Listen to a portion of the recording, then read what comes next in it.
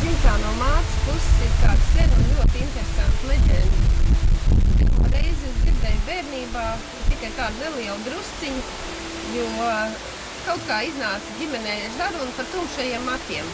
Vecmāmiņa uzreiz saka, tas no senčiem, no tās sievietes ar tumšajiem matiem.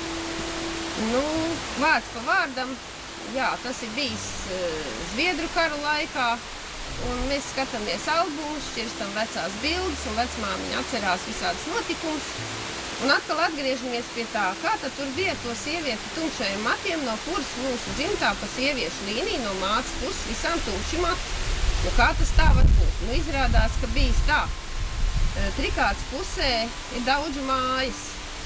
Un Daudžu māju saimnieks, uznākot Zviedru kariem, saņems gūstā pats savās mājās un pieķēdēts lielā ķēdē pie rijas šim saimniekam pa dienu likt strādāt, un vakarā tātad viņš ir, kā saka, kļuvis par gūstekni, bet vienā reizē Zviedri ir aizmirsuši viņu stingri pieslēgt, un viņš ir ticis vaļā. Viņš ir atsvabinājies un slēpies turpat netālu zem Abulu tilta. Un tad, kad Zviedru armija ir aizgājusi, kā jau parasts pēc tam vai izlaupīja vai izpostīja, viņi ir mēģinājuši aizdedzināt to riju, pie kuras ir bijis tas saimnieks pieķēdēts. Un uz rijas ilgu laiku ir bijis redzams deguna pēdas uz baļķiem, bet par laimi ēta nav degusi, jo viņa tieši pirms kara sākuma ir bijis jauna celta. Un līdz ar to šie, varētu teikt, vēl neizžuvušie baļķi nav deguši, par laimi. Pēc kara ir sācies mērs, un mēra laikā ir aizgājis bojā visu šī saimnieka ģimeni, viņš pats vienīgais ir izdzīvojis. Un tad sako tas interesantais teikums, kas apstiprina, ka senos laikos jau vīrietis sievu nevarēja pats tā izvēlēties, viņam sieva vesta no tālienes, teica vecmāmiņa. Un viņa bija vai nu francūzieta vai itālieta, jo viņai bija tumši mati un tumsnēja seja. Un lūk, no tā visā dzimtā pa sieviešu līniju mums ir šie tumšie mati.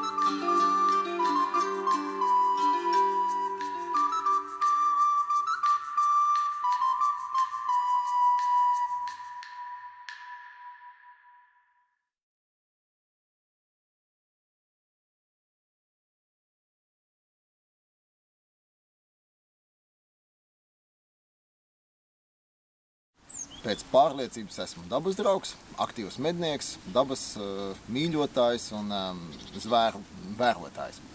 Un ilgus gadus domāju, kāpēc esmu tāds, jā, jo tā kā tuvākajos rados nav neviens nec mednieks, nec mežsargs, nec kas tāds. Un tad, kā smejies, nācās izlasīt šeit pat Vidzemes autora darbu Staldbriežu izcelsme Latvijā un uzzināja, ka mans vec tēvs 1890. gadā baronam Vulfam palīdzēja ierīkot pirmo briežu dārzu Vidzemē. Lūk, no kurienes mīlestību uz dabu, staldbriežiem un citiem zvēriem.